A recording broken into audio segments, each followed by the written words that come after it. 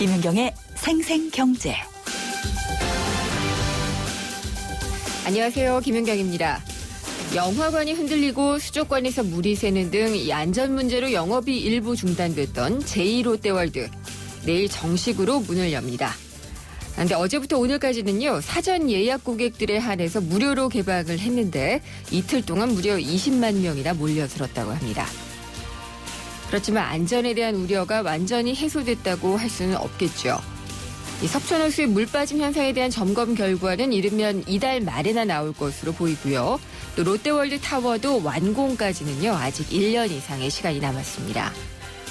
오늘 생생포커스에서는 안무영 한국건설안전협회장을 연결해서요, 다시 문을 연 이 제2롯데월드. 문제는 없을지, 안전 문제는 어떻게 진행될지 자세히 들어보도록 하겠습니다. 김윤경의 생생경제 1부 시작합니다.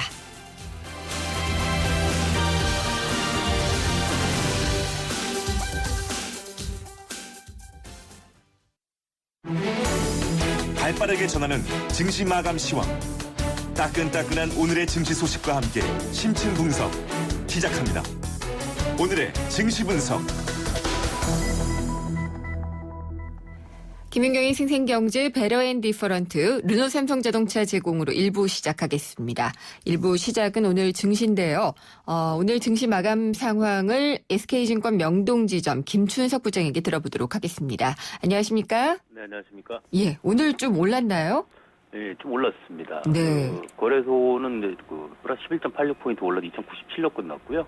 코스닥 시장은 10.6포인트가 올라서 692로 끝났습니다. 특히 이제 지난 주말에 중국이 기준금리를 0.25% 25bp 인하했지 않습니까? 네. 그 얘기가 나오다 보니까 아무래도 중국 관련주로 좀 움직이는 모습을 보였는데, 오늘 좀 특이한 점은 이제 외국인들이 거래소에서는 한 450억 정도 팔았습니다. 네. 그리고 기관도 한 566억 정도 매도를 했는데 개인만 샀죠. 그런데 코스닥 쪽에서는 외국인이 127억 정도, 그리고 기관이 한 557억 정도를 매수하는 그런 모습을 보여서 이전에 코스닥의 매기 자체, 거래소에서 옮겨갔던 매기 자체가 다시 또 코스닥으로 옮겨가는 것 같은 그런 내용을 약간 풍기고 있습니다. 그렇군요. 외국인이 팔았는데도 그래도 코스피는 오르기는 올랐네요. 네, 그렇습니다. 전반적으로 보게 되면 중국 관련주로 분류가 되는 화학주들, 네. 그다음에 뭐 CJ 관련주들, 실적 후전 재료를 가지고 있는 그런 부분이고요. 특히 이제 SK 하이닉스 같은 경우도 좀 올라가면서 IT 부품주들, 이제 거래소에 있는 종목군들이 좀 올라가면서 지수는 좀 지켰다 이렇게 볼 수 있을 것 같고요. 네. 오늘 특징주로 보게 되면은 그동안 먼저 맞았다가 먼저 움직였던 가장 중국 관련주로 분류가 되고 있는 화장품 관련주가 될 수 있을 것 같습니다. 네. 뭐 산사용 LNS라든가 코스온, HT 같은 주식들이 상당 부분 그 상승폭을 높이는 그런 모습을 보였고요. 또 하나 특이할 만한 점은 그 글로벌 신약이라고 보통 표현을 해야 될 것 같은데요. 글로벌 신약 개발주로 분류되는 종목군들이 올라가는 모습을 보였습니다. 어떤 것들이 있죠? 일단은 뭐 JW 중의제약 같은 경우가 당뇨 신약이 허가됐다는 소식에 이제 올라가는 모습을 보였었고요. 네. 그다음에 삼성제약 같은 경우는 뭐 화장품 관련주로도 분류가 되지만 이 췌장암 관련주 아니겠습니까? 그러다 보니까는 삼성제약 같은 경우도 가격 제약까지 올라가는 모습을 보이고 있습니다. 그리고 이제 HLB라는 종목은 이제 표적 항암제 관련된 종목인데 미국의 임상 성공 사례 자체를 국제학술지에 발표한다. 뭐 이런 얘기 나오면서 상한가를 들어가는 아주 강한 모습을 보이고 있습니다. 네, 오늘 지수, 마감 지수 얘기는 잘 안 한 것 같은데, 네. 코스피 지수는 그러면 2100은 넘었나요? 아니면 못 넘었나요? 2100은 못 넘었죠. 2097.38로 끝났습니다. 근데 그렇군요. 장중에는 이제 예. 플러스 20포인트 정도까지 나오는 그런 모습을 보였었는데, 후반 들어와서 좀 밀리는 그런 모습을 보여서, 결론적으로 이제 2100을 못 뚫고 끝났습니다. 네, 화장품, 중국 관련주들 다 올랐다고 했는데, 코스닥에서는 좀 특징적인 종목이나 업종은 어떤 게 있나요? 앞에 말씀드린 종목군들이 대부분 코스닥에 있는 종목군들입니다. 그렇군요. 그러니까 화장품 관련주라든지, 예. 바이오 섹터, 즉 바이오 섹터 중에서 글로벌 신약 개발 관련주들 이런 종목이 올라가는 모습을 보였고요. 또 하나 특이한 건 반도체 부품주들이 올라가는 모습을 상당히 보이고 있습니다. 네. 그러니까 삼성그룹이 삼성전자가 신규적으로 평택에도 공장을 더 증설한다는 얘기 나와 있는 상태고요. 그다음에 여러 가지 것들, 특히 중국이 금리 인하를 하면서 결론적으로 지난해와는 달리 적극적으로 어떤 경기 방어를 하겠다는 의지를 보였다는 자체가 중국 쪽에 있는 업체들, 중국 업체들 자체도 신규적으로 IT 부품이라든가 반도체 쪽에 시장할 가능성이 커지다 보니까 네. 부품주들이 움직이는 모습을 보여서 위태로운 모습을 보이고 있습니다. 중국은 이렇게까지 내렸다는 것은 상당히 안 좋다는 얘기인데 그래도 금리 인하를 한 긍정적인 효과가 경기에 대한 불안감보다는 이길까요?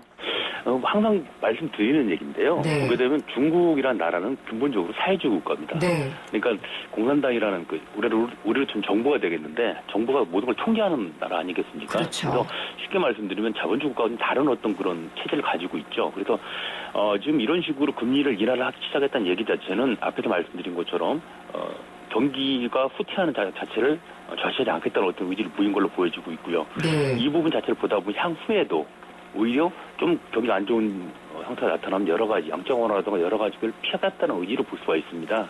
그러니까 지금 현재 상태의 실물 경기는 안 좋은 게 맞지만 그 안 좋은 걸 상쇄할 수 있을 만한 뭐가 나올 것이라는 기대감 자체가 주식시장 끌고 가고 있다. 이렇게 보시면 될 것 같습니다. 우리나라는 어떨까요? 또 이번 주에 공교롭게도 금융통화위원회가 예정이 돼 있잖아요. 네.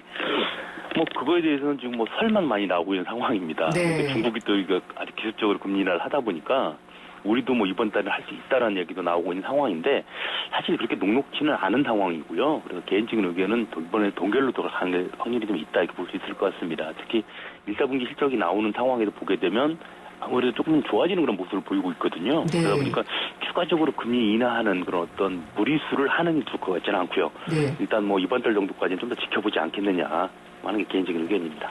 그리고 또 금리 내리게 되면은 이게 자동적으로 딱 그런 건 아니지만 외국인들의 자금이 또 밖으로 나갈 수가 있잖아요. 이제 그런 부분 자체에서 하나 우려가 되는 게 이제 미국 얘기 하나 나오는 그런 네. 부분이죠. 근데 아직까지는 미국이 그때 빠른 시간 내에 금리 인상을 할 것 같지는 않다는 어떤 시그널들이 나오고 있습니다. 물론 지난 주말에 이제 4월달 비농업 부분 고용지수가 좀 좋아졌죠. 네. 전월 대비해서 한 8만 5천 명, 전월 대비해서 한 22만 명이 늘어나는 그런 모습을 보였는데 그러다 보니까 계속 거기 설왕설래 하죠. 조금 시그널이 좋게 나오면 연내에 한다. 나쁘게 나오면 내년에 한다 이런 얘기가 나오고 있는데 중요한 건 이게 거의 내년 정도 될 확률이 많다는 그런 부분이고요.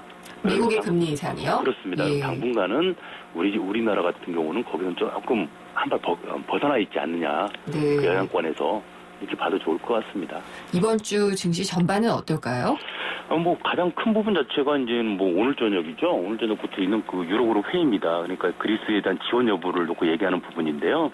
12일 날 그리스가 IMF에 75억 유로를 상환을 해야 됩니다. 네. 근데 이 부분 자체가 만약에 이번에 어떤 지원안이 해결되지 않으면 공식적으로 그러니까 뭐라 그럴까요? 이제 케이프상으로 보게 되면 사실은 그리스가 디폴트에 빠질 수 있는 우려가 들어가는데 네. 이건 서로가 원하는 부분이 아니잖아요. 그렇죠. 그러다 보니까 서로 갈등은 좀 있지만 결국 해결될 걸로 보여지고 있고요. 다만 독일이 얘기한 것처럼 당장 빠른 시간에 해결될 것 같지는 않습니다. 그래서 이 예. 부분 자체는 해결도 아니고 파국도 아닌 지지부진한 상태를 끌고 갈 것 같아서 그렇게 금주 시장에 크게 영향을 미칠 건 없을 것 같고요. 네. 아마 앵커께서 말씀하신 것처럼 다만 우리 시장 같은 경우는 14일이 이제 우리 옵션 만기 아니겠습니까? 그렇죠. 15일 금통인데 이 부분이 오히려 우리 시장에 특히 이번 주보다는 다음 주 시장에 네. 영향을 좀 줄 것 같습니다. 알겠습니다. 잘 들었습니다. 네, 감사합니다. SK증권 명동지점의 김춘석 부장이었습니다.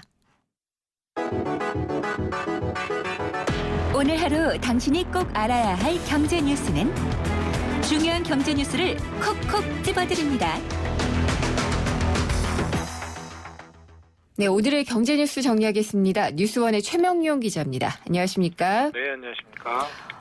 내일 이제 롯데월드, 제2롯데월드가 재개장을 한다고 하는데 그렇죠. 이거에 네. 앞서서 네. 어제하고 오늘하고 무료로 좀 개방을 했죠. 그렇죠. 네네.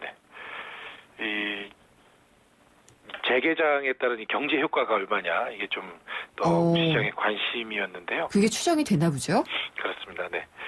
지난 주말에 관람객들이 약 한 10만 명, 9만 9천 명 정도로 이제 집계가 됐는데요. 일 평균 그렇습니다. 작년 4월 주말보다는 한 10% 늘어난 수치고 일일 평균치에 비해서는 한 60%가량 늘어난 숫자라고 합니다. 네. 이렇게 입점객들, 그러니까 관람객들이 많아지니까 입점한 이 업체 매장들의 매출이 덩달아 늘었는데 무려 50%가량 매출이 늘었다고 그렇게 합니다. 얘기하고 있습니다. 이게 그럼 매출이 평균보다라는 것은 언제 대비인가요? 4월달 휴일 평균 매출보다 50%가 늘었다고 하니까 예. 영화관하고 이 아쿠아리움의 재개장 효과가 꽤 네. 컸던 것으로 이렇게 추산을 할 수 있겠습니다. 이제 더 이상 영화관은 안 흔들리고 수족관은 물 안 새야 될 텐데 말이죠. 그러게 말입니다. 네. 그러면 아까 말씀하신 경제적 효과 얼마나 되는 것으로 예상이 되나요? 이게 말씀드리기가 좀 추산이고 네. 이게 정확한 숫자라고 볼 수는 없겠는데요. 일단 가장 먼저 생각해 볼 만한 게 이게 다 완공이 되면 얼마나 많은 사람을 채용할 수 있겠느냐. 그렇죠. 우리나라의 가장 심각한 문제가 고용 아니겠습니까?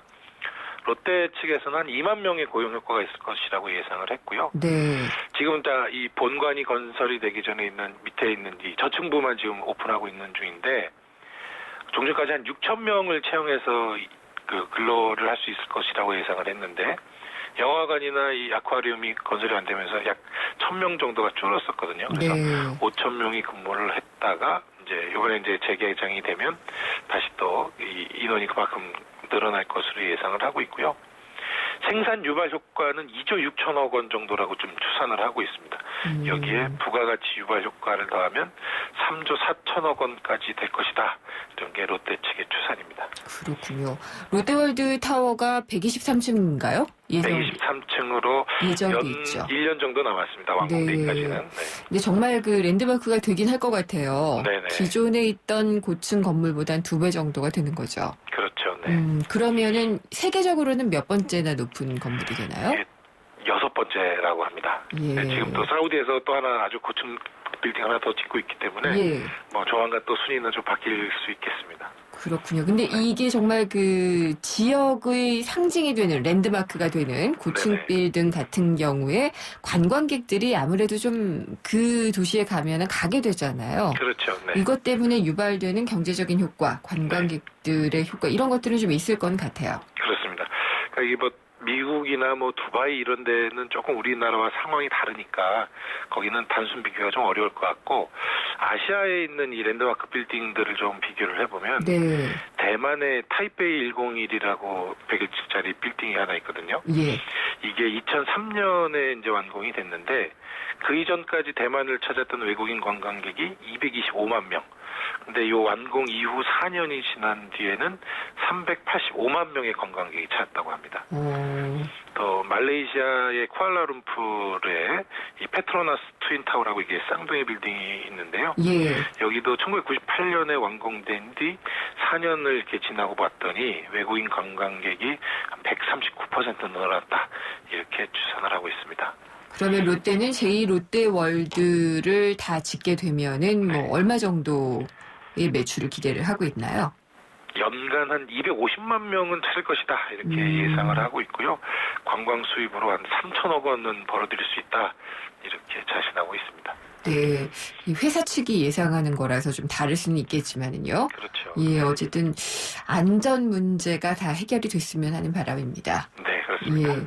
요즘에 또 안전하지 않은 게 금이용이잖아요. 네네. 예, 작년에 보안 뭐 문제 다 털리고 막 이런 적이 있었는데 보이스피싱도 늘어나고 있어요. 여전히 뭐 이게 좀 계속 그 금융기관에서 이렇게 안내도 하고 홍보도 하고 하는데 참 근절이 쉽지 않은 것 같습니다. 그러니까요. 그래서 이걸 예방하는 대책이 하나가 또 나왔다고 하죠? 네, 그렇습니다. 뭐 결론부터 말씀드리면 300만 원 이상을 계좌 이체를 했을 경우에 이 ATM 자동화 기기에서 30분 이내에는 돈을 찾을 수 없게 이런 조치가 시행이 됩니다. 아, 그래요? 근데 이건 불편할 것도 같은데?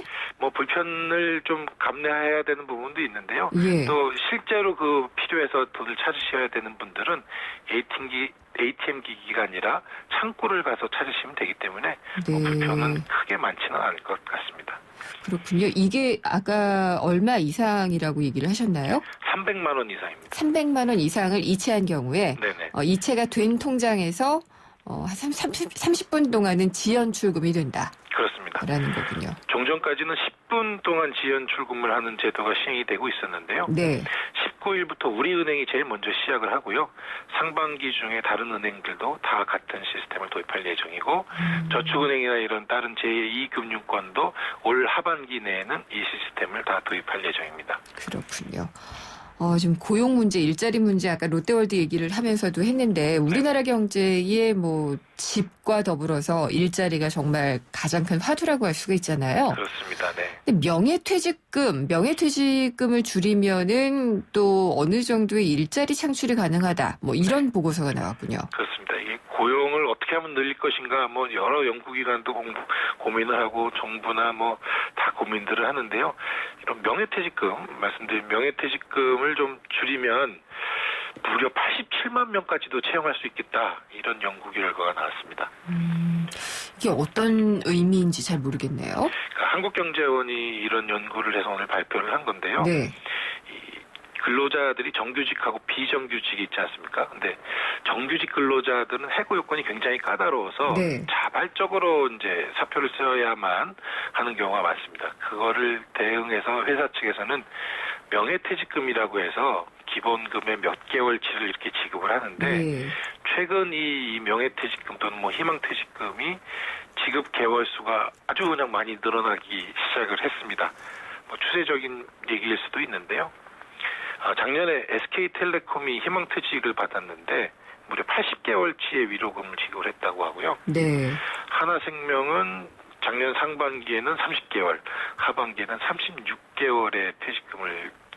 36개월치의 기본급을 위로금으로 지급을 했습니다. 또 KT도 5년치의 기본급을 지급을 했다고 하고요. 네. 근데 이게 명예퇴직을 하면은 이 정도는 좀 받아야지 조정되는 것을 받아들일 수 있다라고 노동자들은 생각할 수가 있잖아요. 그렇죠. 근데 회사 측으로서는 비용이니까 아마 이런 보고서가 나온 것 같기는 한데. 그렇죠. 지금 말씀드린 건 이게 사측의 의견이고요. 이게 뭐 반드시 이걸 따라야 한다 이런 얘기까지 가기는 쉽지 않은데 네.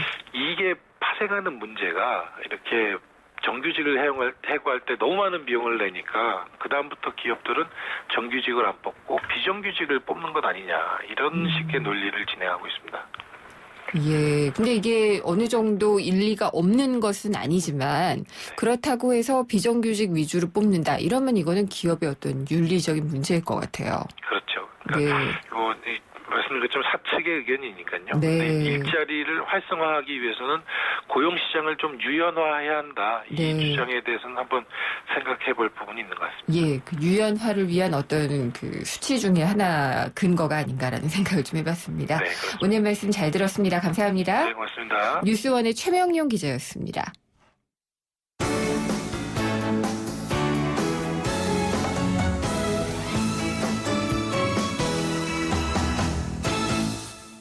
네, 생생경제 1부 함께 하셨습니다. 잠시 후 2부에서는요. 생생경제와 한국전파진흥협회가 함께하는 2015 장기 프로젝트 집앤잡이 이어지게 됩니다. 제1탄, 아까도 제가 일자리와 함께 중요하다라고 얘기한 것이 집입니다. 최고의 복지는 안정적인 주거다라는 지금 저희가 캠페인을 하고 있고요. 오늘 주제는 1인 가구입니다. 1인 가구들의 고충과 문제점을 전문가들과 함께 짚어보고 그들을 위한 정책을 알아보도록 하겠습니다. 2부에서 다시 찾아뵙겠습니다.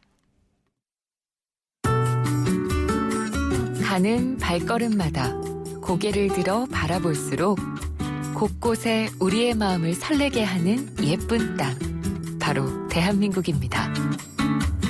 하지만 반짝이는 보석처럼 아름다운 이 땅을 제대로 볼 수 없는 분들이 많습니다. 이 아름다움을 소외된 이웃과 함께 느끼고 싶습니다. 나누면 나눌수록 더 행복해집니다. 2015 YTN 라디오 연중기획 함께 들어요 대한민국 IBK 기업은행과 함께합니다. 우리 경제의 민낯을 한꺼풀 벗겨보는 경제 뉴스. 경제를 위한 새로운 시각. 김윤경의 생생경제.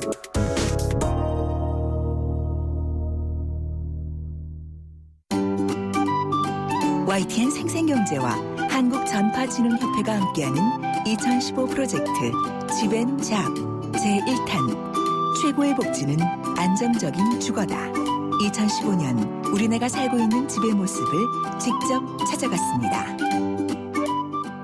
집앤잡 그린벨트 해제 지역을 알아보기 위해 경기도 구리시의 한 공인중개사에 나와 있습니다. 관계자분 먼저 만나보도록 하겠습니다. 이 그린벨트 규제 완화 발표가 되고 나서 지금 주변의 시세는 어느 정도인가요? 예, 시세는 약간 변화가 있죠. 물건을 파실 분들이 안 팔고 다시 들여놓기도 하고 그러니까요. 그 발표가 되고 나서 일대 주변 분위기가 좀 바뀐 게 있나요? 물건 나왔다가 팔고자 하셨던 분들이 안 파는 경우가 있어요. 규제 완화와 더불어서 그 시장 기대도 좀 클 것 같거든요.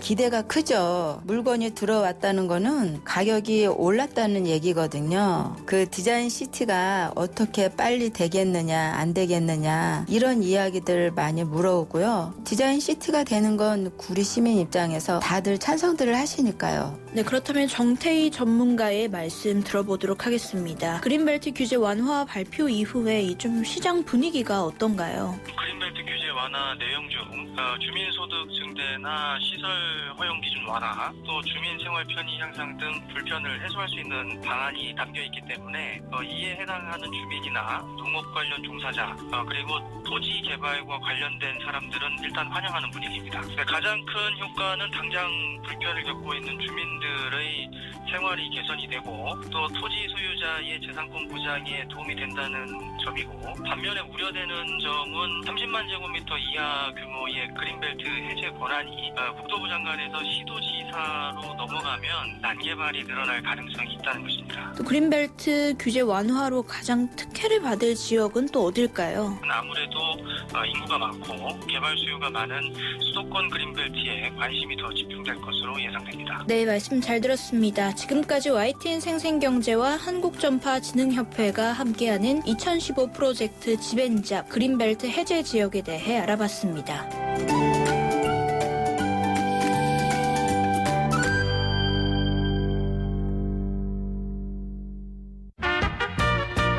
삶의 질 높이기 프로젝트 지벤잡 제1탄.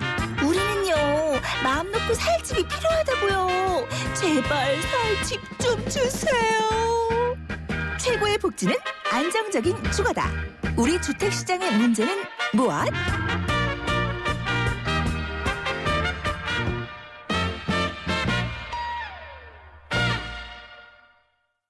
생생경제와 한국전파진흥협회가 함께하는 2015 장기 프로젝트 집앤잡.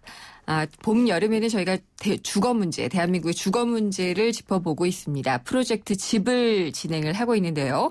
오늘 이 시간 주제는 1인 가구입니다. 1인 가구의 갈 곳은 이라는 주제로 얘기를 나눠보도록 하겠습니다. 오늘 함께해 주실 분입니다. 지규현 한양사이버대 부동산 도시 미래학부 교수님입니다. 안녕하십니까? 네, 안녕하세요. 학과 이름이 좀 길긴 하지만 좋은 것 같아요. 네, 감사합니다. 미래지향적이고요. 예. 근데 우리나라 1인 가구가 굉장히 빠르게 늘고 있다라는 생각은 드는데 수치로도 확인이 되죠. 예, 우리가 전체 가구 중에서 네. 한 27%? 예, 그래요? 굉장히 많은 비중이죠. 4가구 중에 1가구 정도. 예. 2007년에 통계청에서 추계할 때만 하더라도 2030년이 돼야 한 24%다 이렇게 얘기를 했는데 틀렸군요. 이미 2014년도 조사에 27% 가까이 됐고요. 예.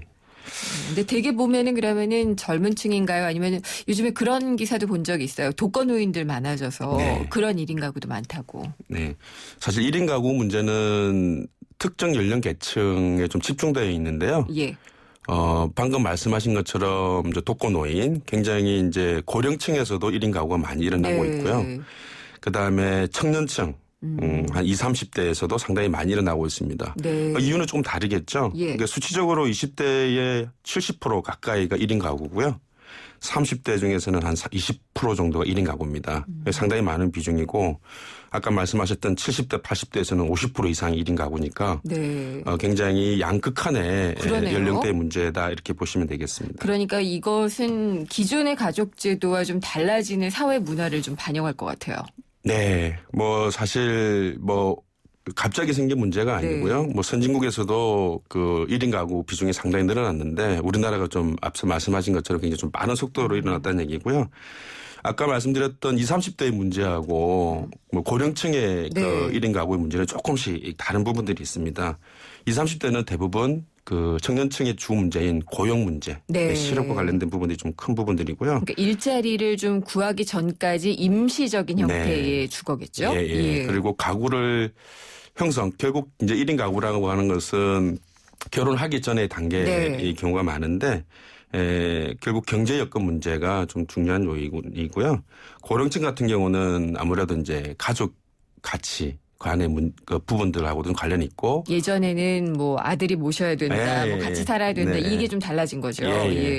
뭐 그런 부분들이 사실은 구조적인 문제가 좀 있다 이렇게 볼 수가 있겠습니다. 교수님 그런데 1인 가구 그러면 일단 혼자 사니까 주거 공간은 작아도 될 것 같기는 한데 어떤 형태로들 살고 있는지 그 집의 규모라든지 네. 형태 이런 것도 좀 궁금하네요.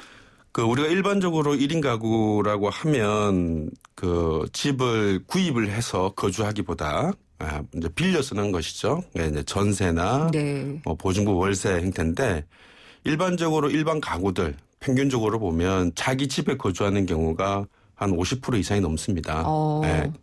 그런데 이제 1인 가구 같은 경우는 자기 집에 거주하기보다는 전세 거주나 특히 보증부 월세 형태로 거주하는 경우가 한 40%를 넘기 때문에 1인 가구들은 대부분 집을 빌려서 산다. 그중에서도 전세보다는 보증부 월세 형태가 높은 비중을 차지하고 있다. 이렇게 좀 설명을 드릴 수 있겠네요. 그렇군요. 주택 유형 같은 경우도 우리나라 국민 가구들은 한 50%는 아파트에 살거든요. 그렇죠. 근데 1인 가구 같은 경우는 한 5% 정도가 단독주택. 여기서 단독주택이라고 하면 보통 이제 다가구 주택. 원룸 같은 것들이 많이 있는 그런 형태에 많이 들어 산다. 이렇게 볼 수 있겠습니다. 여기는 그러면은 오피스텔이나 이런 비거주 주택이라고 얘기를 하나요? 그런 것들도 포함이 되는 건가요? 사실 그 주택은 보통 비거주형 건물 내 주택이라고 구분해 놓고 있는데요. 뭐 고시원이 될 수도 있고요. 그다음에 아까 오피스텔 같은 경우도 주거용이 아닌 경우도 아닌데 있겠습니다. 살고 있는 경우. 그런 경우도 포함을 해서 어쨌든 빌려서 사는 경우가 대부분이다라는 거네요. 그럼 저희가 여기서요. 1인 가구를 하고 그러니까 영위하고 계신 청취자분들 전화로 연결해서 어떻게 살고 계시는지를 한번 자세하게 들어보도록 하겠습니다. 청취자분이 연결이 됐는데요. 안녕하십니까? 예, 안녕하세요. 어디 사시는 누구신지 소개를 해 주시죠. 예, 저는 지금 서울시 금천구에 살고 있는 민동훈이라고 합니다. 실례지만 제가 나이를 여쭤봐도 될까요? 나이대를?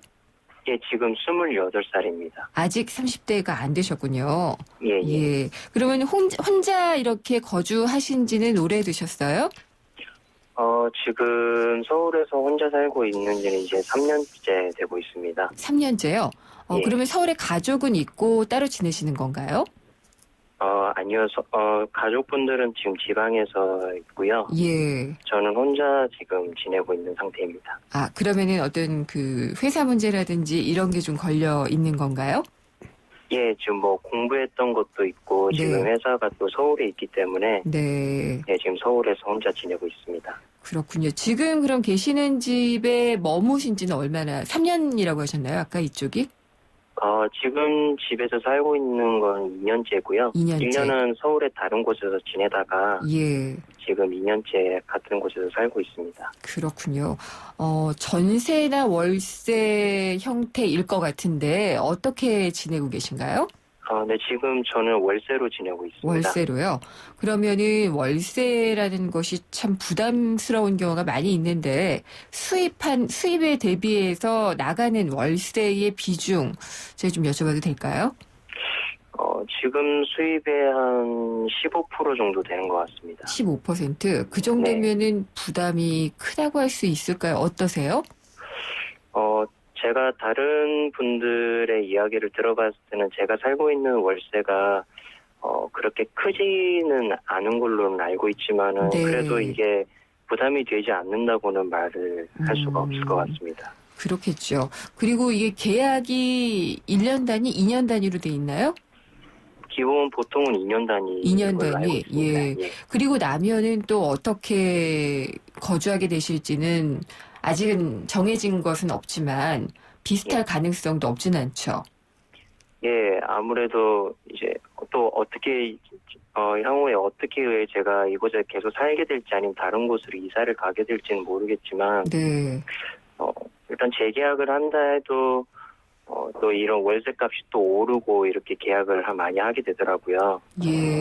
그런 네, 경우가 그래서- 많이 있어서 그러면은 지역을 옮겨서라도 이 정도 15% 정도의 거주비 비용은 유지를 하겠다라는 의지를 갖고 계신가요? 아무래도 이 정도로도 부담을 하거나 아니면 또 움직이게 되면 아마 네. 더 많은 비중을 차지하게 되지 않을까 생각이 됩니다. 그렇군요. 주변에는 혹시 이렇게 그 비슷하게 1인 가구로 지내시는 분들은 얼마나 있어요?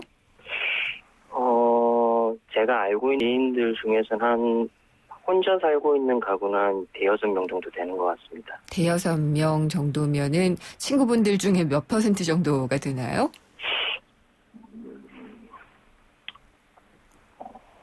딱히 숫자로 글쎄요, 지금 1인 떠오르기는. 가구라고 예. 하기에는 한 반 정도 되는 것 같아요. 절반 정도? 네네. 그러니까 적지는 않은 거군요.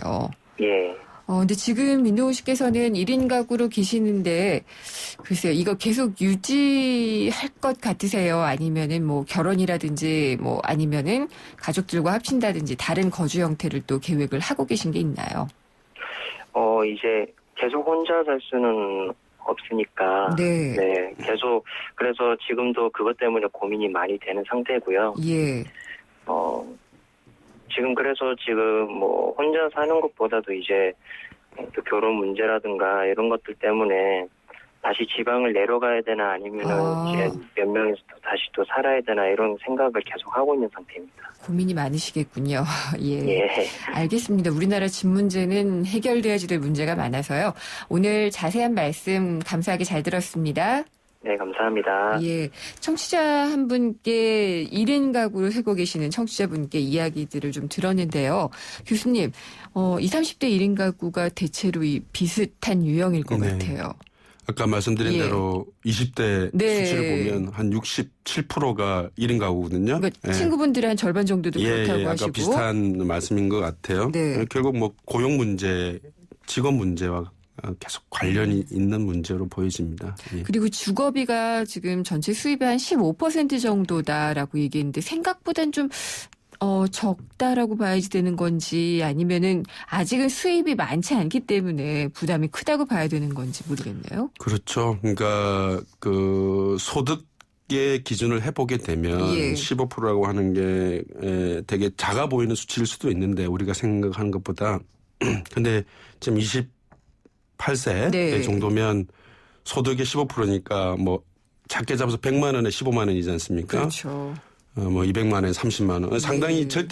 절대 금액이 그렇게 작은 비중은 아닌 것 같고요. 네. 대부분 4인 가구들이 한 주거비가 한 25만 원이라고 합니다. 예. 조사에 의하면. 근데 1인 가구는 한 14만 원 정도로 나왔거든요. 그러니까 그거에 비해서도 상당히 좀 많은 그러니까 적은 편인데 예. 실제 조사에 의하면 1인 가구들이 주거비가 상당히 부담된다는 응답이 4인 가구들보다 훨씬 높게 나오고 있기 때문에 네. 실제 여러 가지 요소들을 계산을 해보면 주거비가 그렇게 작다고 볼 수는 없습니다. 그렇죠. 또 만약에 회사가 가까워서 이쪽으로 정했는데 뭐 운이 좋아서 월세는 좀 적게 냈다. 근데 월세를 올려달라라고 얘기를 하게 되면 또 바꾸면은 교통비가 또 많이 들고 다른 부대 비용이 또 들고 이런 문제도 있을 것 같고요. 네. 그리고 1인 가구가 살기 위해서는 작은 집이 필요할 것 같아요. 그래서 최근에 중소형 아파트 전세가 더 중대형보다 더 높다, 뭐 혹은 물량이 없다 이런 얘기들도 상당히 많이 나오는데 이런 1인 가구의 증가와 주택시장의 변화 맞물리는 것 중에 하나겠죠? 네, 맞습니다. 물론 이제 1인 가구라고 해서 작은 주택만에 거주하는 건 아닌데 절대적으로 그동안에 우리나라가 공급해왔던 주택들이 네. 4인 가구 중심, 그죠? 그다음에 내 집 마련 네. 중심의 정책이다 보니까 4인 가구 중심의 주택을 많이 짓는데 좀 정책에 초점이 있었죠. 그랬던 것 같네요. 그러다 보니까 예. 시장에 나와 있는 주택들은 1, 2인 가구들이 예. 거주하기에는 좀 부족한 형태라고 보여지고요. 그나마 이제 2011년부터는 이 소형주택에 대한 재고가 부족하다는 걸 좀 인지를 하고 네. 그 물량들이 상당히 많이 공급되기는 시작을 했는데 네. 여전히 공급된 시기가 그렇게 오래되지 않았기 때문에 절대 물량은 좀 부족하다 생각이 들고요. 갈 길이 멀군요. 네. 네. 알겠습니다. 여러분은 지금 2015 장기 프로젝트 집앤잡 오늘 6번째 시간이고요. 1인 가구의 갈 곳은을 주제로 함께 이야기를 나누고 있습니다. 집을 사야 하나? 전세를 월세로 갈아타야 하나? 고민되신다고요? 갖고 있는 자산으로 대출까지 받으면 위험성이 어느 정도 될지 궁금하시다고요? YTN 생생경제 홈페이지에 접속해 집앤잡 게시판에 고민을 남겨주시면 속 시원히 해결해드리겠습니다. 비공개로 자세한 내용과 연락처를 남겨주시면 직장, 재무 상황에 맞는 투자 또는 거주를 위한 설계부터 가장 적합한 대출 상품까지 최고의 전문가의 조언을 받을 수 있는 기회를 드리겠습니다. 물론 무료이고요. 원하는 전문가를 지정할 수 있는 특급 찬스도 드립니다. 컨설팅 접수는 2015 프로젝트 집앤잡 제1탄. 최고의 복지는 안정적인 주거다가 진행될 때까지니까요. 빨리 서둘러주세요. YTN 생생경제 홈페이지 중 집앤잡 게시판에 비공개로 남겨주시면 됩니다. 생생경제와 한국전파진흥협회가 함께하는 2015 프로젝트 집앤잡. 여러분의 많은 성원 바랍니다. 네, 집앤잡. 오늘은 1인 가구의 갈 곳은이라는 주제로 지규현 한양사이버대 부동산학과 교수님과 함께 이야기를 나누고 있습니다. 여기서 다른 현장, 시장의 얘기도 직접 들어보면 좋을 것 같은데요. 최근에 굉장히 많이 인기를 끌고 있죠. 부동산 중개 애플리케이션, 직방으로 잘 알려져 있는 채널브리지의 석훈 이사님을 전화로 연결해 보도록 하겠습니다. 석 이사님 안녕하십니까? 네, 안녕하세요. 네, 직방 이용자가 얼마나 되나요? 이 앱 이용자요. 직방의 경우 현재 누적 앱 다운로드 수는 약 700만 명 이상이고요. 네. PC 이용자까지 더하면 800만 명 이상으로 생각합니다. 그럼 여기서 사용자라고 하는 네. 것은 그냥 일반 집을 구하는 사람들이 사용자인 거죠? 네, 맞습니다. 네. 이게 1년 전에 하고 비교를 하면은 어느 정도나 늘었나요? 작년 말에 누적 다운로드 수가 약 500만 명이었던 것에 비하면 예. 4개월 만에 40% 이상이 증가했는데요. 저희가 TBCF를 비롯해 버스, 지하철 광고 등 다양한 광고를 하기도 했고 예. 연초에 아무래도 방을 구하는 1인 가구가 많아서 이용자 수가 급증한 것으로 보고 있습니다. 이 중에서 혹시 그러면은 1인 가구가 얼마나 되나, 1인 가구를 찾는 사람들이 얼마나 되나, 이걸 좀 수치를 잡아볼 수 있나요? 직방은 그 전월세 매물 정보에 특화되어 있는 서비스인데요. 예. 그 취급하는 매물이 아무래도 오피스텔 원룸 투룸에 중점이 되어 있기 때문에 직방에 올라와 있는 매물 대부분이 1인 가구가 고려할 수 있는 매물이고요. 예. 그러면 결국은 저희 이용자의 대부분이 1인 가구라고 생각해 주시면 될 것 같습니다. 아, 그렇군요. 네. 그러면은 거래되는 매물 중에 1인 가구에게 인기 있는 주택 형태, 이렇게 여쭤본다면은 대부분이 선호하는 그냥 주택 형태라고 볼 수가 있겠네요. 그래도 혼자 사시는 분들이 많다 보니 네. 대부분 오피스텔이나 원룸을 선호하는데요. 예. 특히 여성 이용자들 같은 경우에는 신축 오피스텔이나 지하철역에서 가까운 깔끔한 원룸을 선호하세요. 네. 그러면은 이 매물 중에서 전세와 월세의 비중은 얼마나 되나요? 현재 직방에 등록되어 있는 매물 중에서는 월세의 비율이 압도적으로 높은 편인데요. 네. 방에 따라서는 보증금 조절도 가능하고 전세로 전환이 가능한 경우도 있으니 꼼꼼히 살펴보시고 중개사님에게 연락하시면 도움이 될 것 같습니다. 그렇군요. 네. 이사님, 그럼 이 부동산 중개 앱이 요즘 뭐 다른 것들도 인기가 있다고 하는데 앱을 통해서 거래하는 사람들이 많아졌다. 어쩐지 좀 젊은 사람들이 집을 구하는 게 많아졌다는 것과 연관을 지어서 보면은 1, 2인 가구가 늘어나고 있다는 것과 좀 비례하지 않을까요? 크게 두 가지로 생각을 하고 있는데요. 예. 그 스마트폰을 쓰면서 적극적으로 앱을 이용하는 세대가 20, 30대이다 보니 네. 이 연령대의 대부분이 또 대학생이나 직장인이잖아요. 그러다 보니 막상 방을 보러 다닐 시간이 많지가 않고 네. 그러다 보니 이제 방문하기 전에 미리 부동산 중개 앱을 통해 위치나 가격 등을 확인을 하는 것을 편리하게 생각을 하고 그래서 지금 중개 앱을 통한 거래 건수가 지속적으로 늘고 있고요. 네. 그리고 말씀하신 바와 같이 현재 그 증가 추세인 1인 가구가 아무래도 현실적으로 고려하는 주거 형태가 전월세이다 보니 네. 이를 전문으로 지급하는 중개업의 거래 건수가 지속적으로 증가하는 것 같습니다. 알겠습니다. 말씀 잘 들었습니다. 감사합니다. 네, 감사합니다. 석훈 채널브리즈 이사와 이야기를 나눠봤습니다. 집엔저 프로젝트 제1탄 최고의 복지는 안정적인 주거다. 오늘 6번째 시간인데요. 1인 가구에 갈 곳은 이라는 주제로 이야기를 나누고 있습니다. 교수님 이 얘기 들으셨잖아요. 네. 1인, 2인 가구, 그러니까 좀 젊은이들이 만드는 이런 주거 형태가 이 앱의 사용 증가로 좀 이어지고 있는 것 같죠. 네, 예. 전형적으로 대학생들, 그다음에 결혼 전에 네. 직장을 가지고 있는 분들이 대부분 이제 이용하는 걸로 좀 보여지네요. 네. 예. 근데 보통 보면은 1인 가구가 늘어나고 있다. 그리고 1인 가구들의 이런 찾는 애플리케이션이 인기다. 이런 기사는 나오는데 1인 가구를 위해서 이런 정책이 나왔다라는 기사는 막상 제가 좀 접하지 못한 것 같아요. 네. 아니, 완전히 없었다고 볼 수는 없을 것 같고요. 네. 예. 그러니까 지금 이제 1인 가구 또는 1, 2인 가구의 문제는 단순히 1인 가구의 증가만 문제가 있는 게 아니고, 예전에 전세로 주로 내놓던 물량들을 월세로 전환하면서, 예. 즉 집값이 상승하지 않으면서 집주인들이 월세를 좀 선호하는 이런 것들과 같이 좀 맞물리면서 더 크게 문제가 일어나고 있는 것 같고요. 전세 월세화. 예, 예. 대표적으로 그 문제, 그러니까 전세 문제를 좀 안정시키기 위해서 나왔던 대책 중에 하나가 이제 도시형 생활주택이죠. 네. 도시형 생활주택이고, 그다음에 이 정부 들어와서는 또 행복주택 예. 이런 것들이 이제 젊은 층이나 노년층을 위한 그런 부분들인데 앞서 말씀드린 대로 이렇게 공급되는 물량이 네. 그렇게 시작된 지가 얼마 되지 않았기 때문에 시장에 이미 이제 재고라고 해야 되나요? 재고 물량들은 그렇게 많지 않은 상태고 네. 그러다 보니까 예전에도 이렇게 원룸, 투룸들이 많이 있었습니다만은 그렇게 선호하는 사람이 많이 있었습니다만은 그런 것들을 이제 이런 앱을 통해서 또 많이 네. 이용을 하는 것 같습니다. 행복주택은 정책을 내놓을 땐 굉장히 많이 지을 줄 알았는데 극구 반대하는 지역들도 많아가지고 실제로는 공급이 많이 그렇게 이루어지지 못하고 있는 상황이죠. 네. 그러니까 이제 도시형 생활주택이나 행복주택 자체가 아까 얘기했던 젊은 층이나 아까 예. 그 인터뷰에서 나왔습니다만은 직장과의 관계가 있지 않습니까? 그러다 보니까 그 도심 쪽에 많이 이제 필요로 합니다. 네. 근데 도심 지역은 대부분 땅이 비싸요. 없죠, 그리고. 네, 그리고 예. 그걸 지을 수 있는 땅도 부족하고 그러니까요. 그러다 예. 보니까 많은 물량을 공급하기가 좀 어려운 상황으로 보여집니다.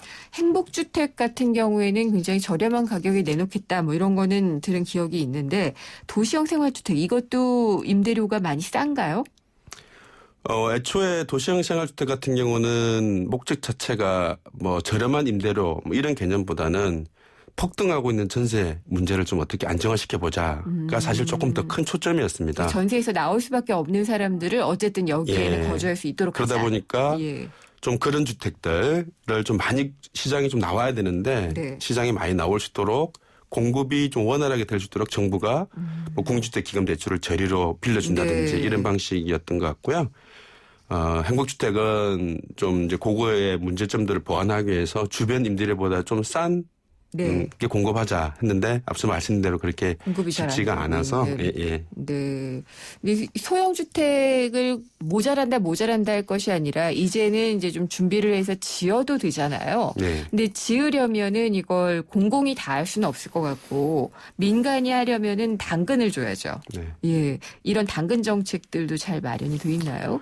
결국 민간이 필요로 한 정책이라고 하는 것은 그 수익성이 확보되느냐 세금도 있는 마찬가지일 거죠. 거고. 그래서 맞습니다.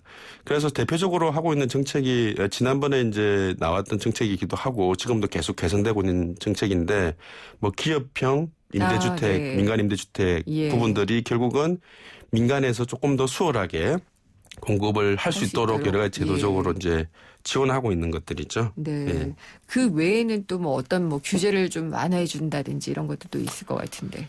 사실은 이제 세부적인 규제들은 많이들 좀 손을 보고 있는데 제일 중요한 것들은 그동안에 우리 주택 공급을 규정하고 있는 네. 주택 공급에 관한 규칙들이 대부분 아파트 중심의 4인 가구 중심의 공급의 정책이었어요. 예. 그러다 보니까 1인 가구들이 상대적으로 소홀할 수밖에 없는 그런 구조였는데 네. 이렇게 1인 가구들이 많이 늘어나는 상황하에서는 그런 주택 공급에 관한 규칙에서 제한하고 있는 부분들도 좀 보완이 필요할 것 같고요. 네. 제일 중요한 것들은 민간들이 많이 공급할 수 있는 여건들을 환경을 조성해 주는 것들이 좀 중요한데 그런 부분들을 좀 계속 노력을 하고 있는 거는 같은데 네. 좀 시간이 좀 걸릴 것 같습니다. 알겠습니다. 그리고 또 1인 가구도 사실 여러 가지 형태가 있을 수가 있잖아요. 나이대가 아까도 이제 양극화되고 있다라는 네. 말씀도 해주셨고, 소득이 좀 많은 1인 가구가 있을 수가 있고 아닌 1인 가구가 있을 수도 있고 그렇기 때문에 좀 다양하게 내놔야 되지 않을까 이런 생각도 드네요. 그렇죠. 앞서 맨 처음에 말씀드린 것처럼 연령별로도 사실 다르고요. 소득에 따라서도 다르고 네. 또 예전처럼 집을 사서 주거 서비스를 받는 것이 아니라 빌려서 쓰는 전세나 월세 형태가 많기 때문에 예. 좀 다양한 방식이 필요한데 이 모든 다양한 것들을 정부가 다 할 수가 없거든요. 그래서 민간에서 해야 되는데 예를 들면 소득이 높은 계층들한테 필요한 네. 주택이 있을 것이고요. 뭐 일본에 같은 경우는 펫하우스, 애완견 뭐 관련된 예. 것들, 바이크하우스. 네. 그래서 1인 가구들이 그 소득 계층별로 보면 또 선호하는 또 주택 유형들이 있습니다. 단지 같이 모이기도 하고요. 예, 규모만 작아야 되는 게 아니라 알겠습니다. 아이템들도 좀 다양화될 필요가 있다. 그렇게 네. 생각합니다. 오늘 말씀 잘 들었습니다. 감사합니다. 네. 지금까지 생생경제와 한국전파진흥협회가 함께하는 2015 장기 프로젝트 집앤잡 제1탄 최고의 복지는 안정적인 주거다 6번째 시간으로요. 1인 가구의 갈 곳은 이라는 주제로 이야기를 나눠봤습니다. 생생경제 특별기획 프로젝트 집앤잡. 이 프로그램은 방송통신위원회의 방송통신발전기금을 지원받아 제작됐습니다. 엄마라는, 도전이라는, 헌신이라는 이름의 흉터. 때론 자랑스럽지만 달라졌으면 하는 여자 마음. 더마틱스 울트라로 흉터 달라질 수 있습니다. CPX 성분이 흉터를 흐리고 부드럽고 매끈하게. 흉터 전문 더마틱스 울트라. 본 제품은 의료기기입니다. 잠시 후 생생경제 3부에서는요. 여전히 안전 우려가 나오고 있는 제1롯데월드 안전성 논란. 직접 안전을 점검했던 서울시 자문단 한 분을 연결해서 얘기를 들어보도록 하겠습니다. 4시 뉴스 듣고 3부에서 뵙겠습니다.